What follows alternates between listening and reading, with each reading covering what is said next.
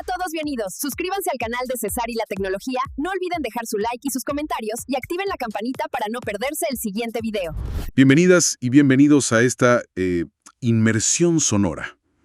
Hoy nos metemos de lleno en un concepto que, siempre genera charla entre los que amamos el audio, el soundstage, el escenario sonoro. Exacto. Un término que suena mucho, ¿verdad? Sí, y a veces es medio esquivo. Tenemos como base un análisis bastante completo, el escenario holográfico. Y la idea es esa, desentrañar qué es, cómo se forma esa ilusión 3D y por qué nos importa tanto. Ir un poco más allá del estéreo básico, ¿no? Justo. Explorar esa tridimensionalidad. Para arrancar entonces, ¿qué es el soundstage? Porque, no es algo que uno encuentre en la hoja de especificaciones de un equipo, ¿o sí? No, para nada. No vas a ver Soundstage 7.5. Es una ilusión, una cualidad perceptual totalmente subjetiva. Una ilusión. Sí. La idea es que la música no suene como si saliera de dos cajas, de los parlantes, sino que se despliegue en un espacio, coherente, tridimensional, frente a vos, a veces incluso alrededor. Como si los parlantes desaparecieran. Exacto. Acústicamente, sí. La sensación debería ser como si estuvieras ahí, en la grabación o en el concierto mismo. Claro, como si la banda estuviera tocando ahí adelante. Y mencionan algo clave, que en auriculares es distinto, ¿no? Esa lucha por sacar el sonido fuera de la cabeza. Sí. Ese es el gran desafío con auriculares. El objetivo final, ya sea con parlantes o auriculares, es esa inmersión. Que te olvides que es una grabación. Y para entenderlo mejor, decían, hay que pensar en sus dimensiones. Correcto. Para analizarlo, lo dividimos en 3 dimensiones recibidas. Las famosas 3. Anchura, profundidad y altura. La anchura parece la más fácil de entender, ¿no? Que el sonido se extienda para los lados, más allá de los parlantes incluso. Sí, es la extensión horizontal. Y es interesante porque está muy ligada a cómo rebota el sonido en las paredes laterales de tu sala. Las reflexiones ahí ayudan a crear esa sensación de amplitud. Ah, mira vos. ¿Y la profundidad? Esa es más sutil, quizás. Es la percepción de capas, de distancia. Como el cantante adelante y la batería más atrás. Justo eso. Sentir esa distancia relativa. Y lograr una profundidad que suene convincente. Suele ser más complicado. Requiere más cosas alineadas. Me entiendo. ¿Y la altura? Esa se menciona menos, me parece. Se habla menos, sí, pero es clave para la sensación tridimensional completa. Poder percibir que, los platillos de la batería suenan un poco más arriba que el bombo, por ejemplo. Claro. Y ahí las reflexiones del suelo y del techo tienen su influencia también. Vale. Y acá viene una confusión que veo siempre en foros y demás. Soundstage es lo mismo que imagining, imagen estéreo, porque se usan casi como sinónimos. Es la confusión clásica. Pero no son lo mismo. Es súper importante distinguirlos. A ver. Pensá en el soundstage como el escenario. El espacio físico, digamos, define el tamaño de esa ilusión sonora, qué tan ancho es, qué tan profundo, qué tan alto. Es el lienzo. El lienzo, ¿ok? Y el imaging. El imaging sería la pintura sobre ese lienzo. Ah. Se refiere a la precisión, al foco, a la estabilidad, a dónde ubicas exactamente cada instrumento, cada voz, dentro de ese escenario que te dio el soundstage. Clarísimo. O sea, el soundstage es el tamaño de la cancha, y el imaging es qué tan bien ves a los jugadores y dónde están parados. Excelente analogía. Exactamente eso. Podrías tener una cancha enorme, pero todo borroso, ¿no? Gran soundstage, mal imaging. Correcto. O al revés. Una canchita chica, pero ves perfecto dónde está cada uno. Pobre soundstage, excelente imaging. Y lo ideal es La cancha grande y los jugadores nítidos. el combo completo. Un escenario amplio, profundo, alto, y dentro de él, cada sonido perfectamente delineado y estable en su posición. Ese es el santo grial para muchos. Fascinante. Y esto nos lleva directo a, ¿cómo hace nuestro cerebro para crear esta maravilla? ¿Cómo arma ese 3D con solo 2 oídos o 2 parlantes? La psicoacústica, ¿no? Ahí entramos en lo lindo, sí, la psicoacústica. Nuestro sistema auditivo es una máquina de localizar sonidos increíble. Arma un mapa espacial interpretando diferencias minúsculas entre lo que le llega a cada oído. ¿Diferencias de qué tipo? Principalmente 3 pistas binaurales, o sea, que usan ambos oídos. La primera, diferencia de tiempo interaural, el famoso ITD. Tiempo. Sí, si un sonido no viene justo de frente, tarda un poquito más, una fracción de milisegundo, en llegar al oído que está más lejos. El cerebro mide esa diferencia de tiempo y dice, viene de aquel lado. Es clave para ubicar las cosas horizontalmente. Qué loco. Milisegundos. Increíble, ¿no? La segunda pista es la diferencia de nivel interaural, ILD. Nivel, volumen. Exacto. Nuestra cabeza es un obstáculo para el sonido, sobre todo para las frecuencias altas. Crea como una sombra acústica. Ajá. Entonces, el oído que está más lejos recibe esas frecuencias altas con un poquito menos intensidad, de volumen. Y el cerebro usa esa diferencia de nivel como otra pista para saber de dónde viene el sonido, también en el plano horizontal. Tiempo y volumen. Y la tercera, dijiste que era la más compleja. Sí, las funciones de transferencia relacionadas con la cabeza, las HRTF. Suena complicado. Lo es un poco. Básicamente, describe cómo la forma única de tu cabeza, tu torso y sobre todo tus orejas, el pabellón auricular, filtran el sonido de manera diferente según de qué ángulo venga. Filtran. ¿Cómo? Le cambian sutilmente el color, el timbre al sonido. Es como si cada dirección tuviera una firma acústica única por cómo interactúa con tu cuerpo antes de entrar al oído. Y el cerebro aprende a reconocer esas firmas. Eso nos da la percepción de altura y si algo viene de adelante o de atrás. ¡Wow! O sea, ¿la forma de mis orejas me ayuda a saber si algo suena arriba o abajo? Exactamente. Por eso la forma de las orejas es tan importante para la localización 3D. Y claro, ahora entiendo perfecto por qué los audífonos suenan muchas veces dentro de la cabeza. Ahí está la clave. Se saltean toda esa interacción. El sonido va directo al canal auditivo. No interactúa con mi cabeza ni con mis orejas de la misma manera. Precisamente. Se pierde gran parte de la información natural de las HRTF.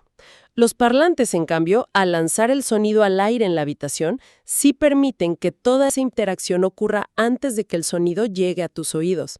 Y por eso suenan más espaciales, generalmente. Exacto. Por eso tecnologías como el audio binaural, que intentan grabar el sonido como lo escucharían tus oídos dentro de una cabeza, usan micrófonos en cabezas de maniquí, buscan justamente simular esas HRTF para recrear la espacialidad en auriculares. Y falta algo, ¿no? Mencionaste las reflexiones. El eco. Fundamental.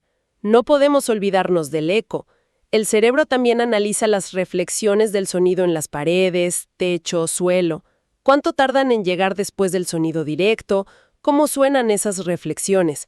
Eso le da una idea enorme del tamaño y el tipo de espacio acústico. Claro, por eso una grabación en una iglesia suena tan grande. Exacto. O una en un estudio muy seco suena pequeña e íntima. El cerebro usa toda esa información. Entonces, si todo esto depende de pistas de tiempo, nivel, HRTF, reflexiones, ¿quiere decir que el soundstage se graba, se captura o se crea en el estudio? En gran medida sí. El equipo de reproducción, idealmente, solo debería transmitir fielmente esas pistas espaciales que ya están en la grabación. No puede o no debería inventar espacio donde no lo hay. O sea, el origen está en cómo se grabó. Correcto. Y ahí entran las técnicas de microfonía estéreo. Son la base de todo. Hay distintas filosofías, digamos. A ver, ¿cuáles? Bueno, por un lado, tenés técnicas que se basan mucho en capturar las diferencias de tiempo, las ITD. El ejemplo clásico es el par espaciado, AB. 2 micrófonos separados una cierta distancia. Ajá. El resultado tienden a dar un soundstage muy ancho, muy espacioso. Genial para grabar orquestas, por ejemplo. El famoso árbol Decca, con 3 micrófonos en forma de T, es una variante más compleja de esto, que busca esa escala enorme pero con un centro más estable. Ancho y espacioso. La contra. A veces, el centro de la imagen puede quedar un poco difuso, menos enfocado. Entiendo. ¿Y la otra filosofía? La que se basa más en capturar diferencias de nivel, las ILD. El ejemplo típico es el par coincidente, XY. Las cápsulas de los micrófonos están juntas o muy cerca, pero formando un ángulo. ¿Y eso qué logra? Generalmente una imagen estéreo muy precisa, muy enfocada, un centro bien sólido, pero el soundstage puede ser más estrecho, más confinado entre los parlantes. Precisión versus amplitud, digamos. Algo así. Y hay una variante muy interesante del XX que es la técnica Bloom Lane. Usa micrófonos especiales, bidireccionales, que captan sonido por delante y por detrás. ¿Y eso qué efecto tiene? Recorre mucho del ambiente, de la sala, de la parte trasera. Suele dar una sensación de profundidad y realismo muy, muy buena. Suena interesante. ¿Hay más? Sí, claro. Hay técnicas que intentan buscar un compromiso entre tiempo y nivel, como la ORTF, que separa los micros unos 17 centímetros y los angula 110 grados, tratando de imitar un poco nuestros oídos. Busca un buen balance entre anchura y precisión. Como lo mejor de ambos mundos. Intenta hacerlo. Y bueno, luego está la grabación binaural que mencionamos con la cabeza de maniquí. Captura las HRTF completas. Suena increíblemente realista en auriculares. Pero... Pero no se traduce bien cuando la escuchas en parlantes convencionales. Suena raro. Entendido. O sea, distintas herramientas para distintos fines espaciales en la grabación. Pero, a ver qué pasa con mucha música popular, electrónica, rock, donde el espacio no parece capturado, sino inventado. Exacto. Ahí es donde entra de lleno el trabajo del ingeniero de mezcla. Usan herramientas para crear un soundstage artificial para construir ese espacio virtual. ¿Con qué? Lo más básico, el paneo, el famoso panning, mover un sonido de izquierda a derecha.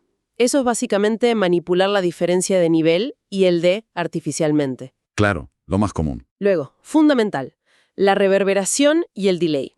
Añadir ecos, repeticiones controladas. Con eso simulan el tamaño y el carácter de distintos espacios. Una catedral, una sala pequeña, un baño, lo que quieran.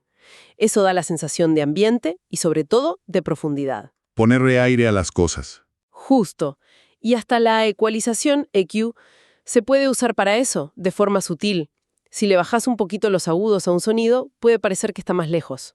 ¿Por qué? Porque el aire absorbe más las frecuencias altas con la distancia. Es un truco para simular lejanía. ¡Qué detalle! Y después tenés procesamientos más complejos, ¿viste?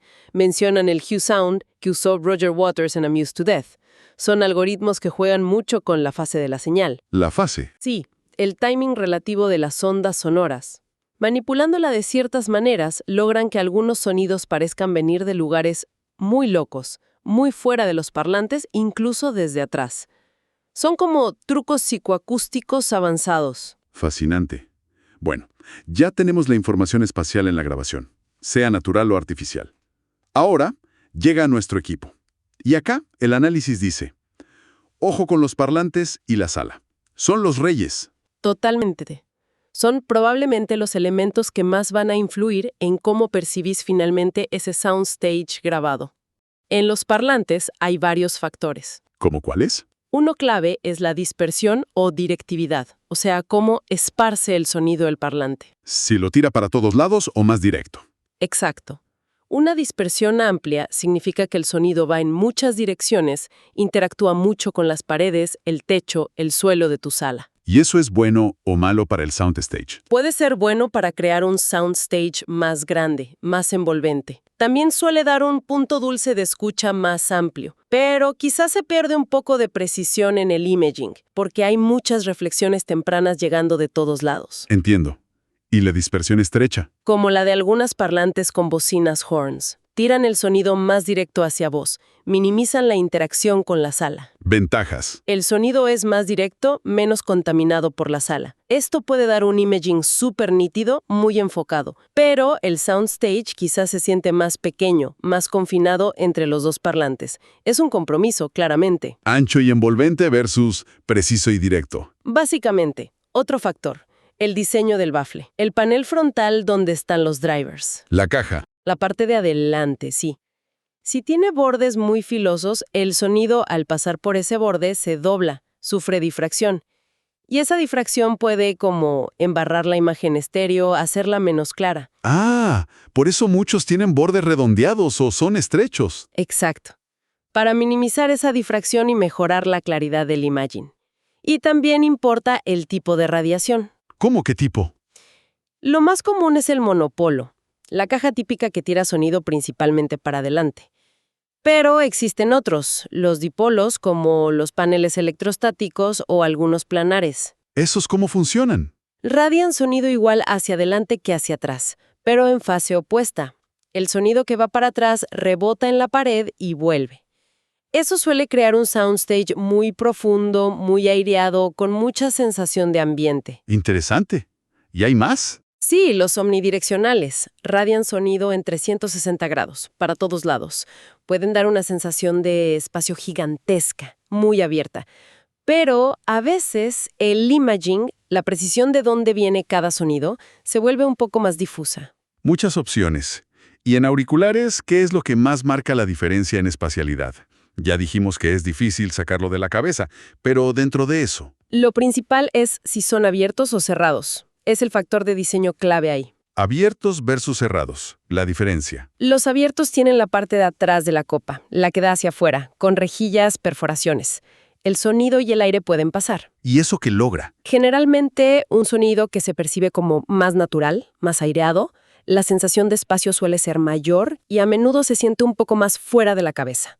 Son los preferidos para escuchar con calma en casa, en silencio. ¿Y los cerrados? Tienen la copa totalmente sellada. Aíslan mucho del ruido de afuera y tampoco dejan escapar el sonido hacia afuera. Ideales para viajar, para la oficina, para grabar. ¿Y el soundstage? Tiende a ser más íntimo, más directo. El sonido se siente claramente dentro de la cabeza. Es más intenso, a veces con graves más potentes por el sello, pero menos espacioso que los abiertos. ¿Y los semiabiertos? Un intento de punto medio. Un poco de aislamiento, un poco de apertura. A veces funcionan bien, a veces no tanto. Entendido. Abiertos para espacio, cerrados para aislamiento. Y ahora, llegamos al barro. Al debate de nunca acabar. Uf, sí. Vienen los cables. Vienen los cables. Y los DACs y los amplificadores realmente afectan al soundstage. Porque acá las opiniones son blanco o negro, parece. Es un tema polarizante, ¿sí? Ponele que hay dos grandes veredas. Simplificando mucho, ¿eh? Dale. Por un lado, la perspectiva más científica, objetivista, dice, mira, si un amplificador o un DAC están bien diseñados, no distorsionan de forma audible, tienen buena separación de canales, bajo crosstalk, son transparentes. No deberían afectar la espacialidad. Los cables, si tienen la resistencia y capacitancia adecuadas, tampoco. O sea que si escuchas diferencias, Probablemente sea por otras cosas. Sesgo de expectativas, si pagaste mucho por un cable esperas que suene mejor, diferencias de volumen al comparar, psicoacústica pura. Las mediciones no suelen mostrar diferencias relevantes en espacialidad. esta es una vereda. La otra, La perspectiva subjetiva del audiófilo, basada puramente en la experiencia de escuchar. Y acá, bueno, miles de personas te van a jurar que escuchan diferencias clarísimas en el soundstage, en la anchura, la profundidad del aire entre instrumentos, al cambiar un amplificador, un DAC, incluso un cable. y para ellos, ¿qué importa más? La experiencia final, la sinergia entre los componentes. Lo que escuchan vale más que una medición estándar que quizás, argumentan, no captura todo lo que es audible o relevante para la espacialidad. Es complicado. Pero el análisis sugería como un puente entre las dos posturas. Puede ser Sí, una idea interesante. que quizás no es que un componente electrónico bueno añada soundstage mágico, sino que un componente malo o inadecuado sí puede quitarlo. A ver, ¿cómo sería eso? Imagínate un amplificador que no tiene potencia suficiente para tus parlantes. Cuando la música pide mucho volumen o dinámica, el ampli no puede más. Empieza a distorsionar, hace clipping o a comprimir el sonido. Ajá. Esa distorsión, esa compresión, sí puede arruinar la claridad espacial. Puede hacer que el soundstage se achate, que la profundidad colapse, que el imaging se vuelva borroso. Claro. Entonces, si cambias ese ampli por uno adecuado, que sí puede manejar los parlantes sin problemas, la mejora en el soundstage va a ser real y notable. Pero no porque el nuevo ampli añada magia espacial, sino porque eliminó un problema que tenía el anterior. Quitó un freno. Es una explicación bastante lógica. Aunque sé que muchos audiófilos dirían que hay más que eso. Sí, totalmente. La experiencia subjetiva a veces parece ir más allá de solo evitar problemas obvios. Pero es una hipótesis interesante. Hablando de cosas que degradan la experiencia, nos olvidamos de algo gigante. La habitación. La sala de escucha. El analista la llama componente activo. Fundamental. Posiblemente el factor número 1 después de los propios parlantes. Y muchas veces el más ignorado. ¿Por qué tanto lío con la sala? Porque el sonido que sale de tus parlantes choca con todo. Paredes, techo, suelo, muebles. Y esos rebotes, esas reflexiones, vuelven a tus oídos. El eco que decíamos antes. Exacto. Y las primeras reflexiones, las que llegan justito después del sonido directo, son las peores. El cerebro las mezcla con el sonido original y ¡pum! Se ensucia el imaging, se pierde la sensación de profundidad, todo se vuelve más confuso. ¿Y qué más hace la sala? Las dimensiones físicas de la sala crean problemas en los graves, ondas estacionarias, modos de sala, que hacen que ciertas frecuencias bajas suenen mucho más fuertes en algunos puntos y desaparezcan en otros. Los famosos boom y bass. Exacto. Y ese descontrol en los graves embarra todo el sonido, enmascara detalles, incluyendo las pistas que forman el soundstage. O sea, la sala puede ser nuestra peor enemiga. ¿La solución? Forrar todo con cartones de huevo. No, no es tan así. El tratamiento acústico es más científico. Se busca controlar esas reflexiones y esos modos de forma equilibrada. Se usan 3 herramientas principales. ¿Cuáles? Absorción. Paneles de materiales porosos como lana mineral o espumas acústicas densas. Absorben la energía del sonido, sobre todas las frecuencias medias y altas. Se ponen en lugares clave, como los puntos donde el sonido rebota una vez antes de llegar a voz, puntos de primera reflexión. Para calmar los ecos directos. Exacto. Luego, difusión. Son paneles con formas irregulares, como bloques de madera de distintas profundidades. No absorben tanto el sonido, sino que lo dispersan en muchas direcciones. ¿Y eso para qué sirve? Rompe las reflexiones fuertes, sin matar toda la energía de la sala. Ayuda a que el espacio suene más grande, más aireado, más natural, sin que las reflexiones te embarren el imaging. Interesante. ¿Y la tercera? Las trampas de graves o bass traps son absorbentes muy grandes y gruesos, diseñados específicamente para frecuencias bajas. Se suelen poner en las esquinas, donde los problemas de modos son peores. Controlar los graves es crucial para la claridad general.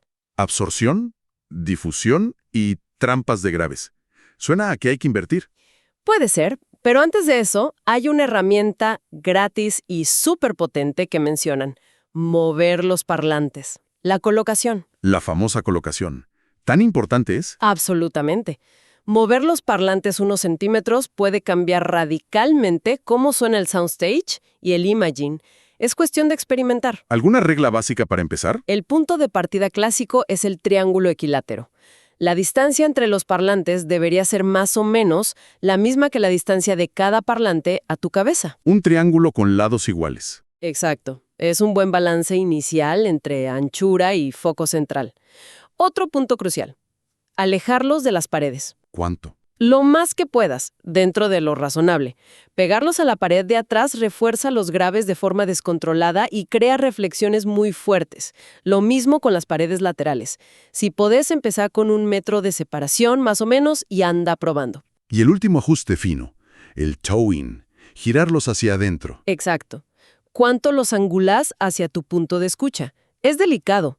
Más toe-in, o sea, más apuntados hacia vos, suele dar un centro más sólido, un imaging más nítido. ¿La contra? Puede achicar un poco el ancho del soundstage. Menos toe-in, más rectos, puede ampliar el escenario, pero a veces el centro se debilita un poco. O sea que hay que jugar. Totalmente. Depende mucho del parlante, de la sala, de tu gusto. No hay receta única. Hay que mover y escuchar. Clarísimo. Y todo esto nos trae a, bueno, ¿cómo vive este concepto la gente? La comunidad audiófila. Foros, YouTube, redes, ahí el soundstage es casi una religión. Un poco sí. Es donde el concepto realmente cobra vida en la práctica. La comunidad desarrolló todo un lenguaje para describir esta experiencia que es, al final, muy subjetiva. ¿Qué tipo de palabras usan? Se habla mucho de soundstage holográfico, tridimensional, de capas de profundidad bien separadas, de sentir el aire entre los instrumentos. Aire. Esa la escuché mucho. Sí, y la meta final para muchos es la desaparición de los parlantes. Esa sensación mágica de que la música está flotando en el aire y no puedes decir de dónde viene exactamente. La ilusión es total. Y también está el debate eterno. ¿Qué es mejor? ¿Un escenario gigante, súper ancho, o uno más chiquito, más íntimo? Es la pregunta del millón. Y la respuesta es, depende de tu gusto y de la música que escuches. Pros y contras de un escenario amplio. Pros. Es muy inmersivo, puede sonar muy realista como estar en un concierto. La separación entre instrumentos suele ser muy buena. Contras. A veces, si es muy exagerado o artificial, por ejemplo por mucho juego de fases, puede sonar raro, fuzzy. Depende mucho de que la grabación tenga esa información. Y a veces esa amplitud puede hacer que el imaging pierda un poco de nitidez, que suene un poco manchado. ¿Y el escenario íntimo? Pros. Suena muy directo, con mucha pegada, muy enfocado. Genial para voces, para jazz en formato pequeño, para rock potente. Suele ir de la mano con un imaging súper preciso, muy estable. Contras. Bueno, perdes esa sensación de espacio grande, de escala. O sea, ¿no hay uno correcto? Para nada. Es preferencia personal y también depende de qué música estés escuchando. Una orquesta pide espacio, una voz solista quizás pide intimidad. Y para evaluar todo esto, la gente usa canciones específicas, ¿no? Pistas de referencia. Sí, es muy útil tener algunas pistas que conozcas bien y que se sepa que tienen cualidades espaciales interesantes. El análisis menciona algunas clásicas. ¿Cómo cuáles? Para tener una idea. Bueno, el disco Amused to Death, de Roger Waters, por el uso extremo del Q-Sound que comentamos, para escuchar esos efectos fuera de los parlantes.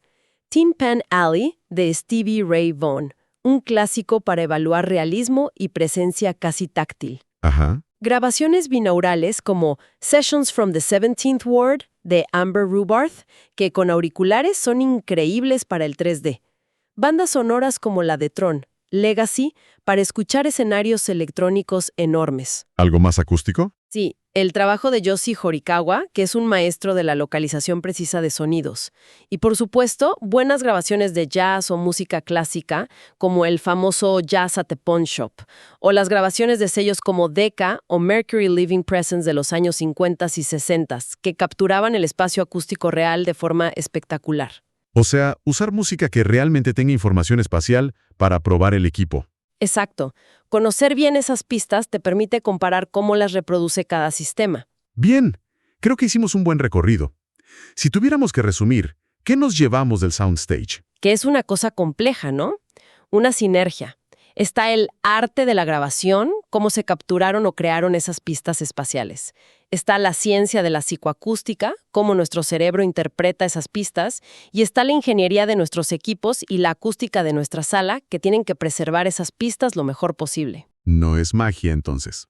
Es una ilusión, pero construida sobre bases reales. Exacto. Y una idea clave del análisis es esa. El buen equipo no inventa soundstage. Lo que hace es ser lo suficientemente bueno como para no arruinar las pistas espaciales que ya vienen en la grabación. Que no las degrade por distorsión, por ruido, por mala interacción con la sala. Justamente. Y en esa cadena de no arruinar la ilusión, los parlantes y la sala son los eslabones más débiles y por lo tanto los más críticos.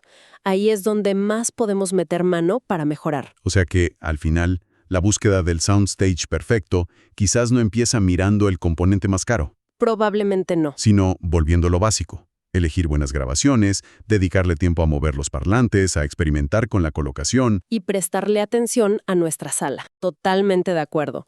Poner en orden esos fundamentos es lo que realmente permite que la tecnología, sea cual sea, brille y desaparezca, dejando solo la música en su espacio. Muy buena conclusión. Y te dejo una reflexión final, si me permitís. Dale. Si pensamos que nuestras orejas, nuestras HRTF, son únicas y que la forma en que el sonido interactúa con cada sala es súper compleja y particular, ¿existe de verdad un soundstage perfecto y objetivo al que todos deberíamos llegar? Buena pregunta.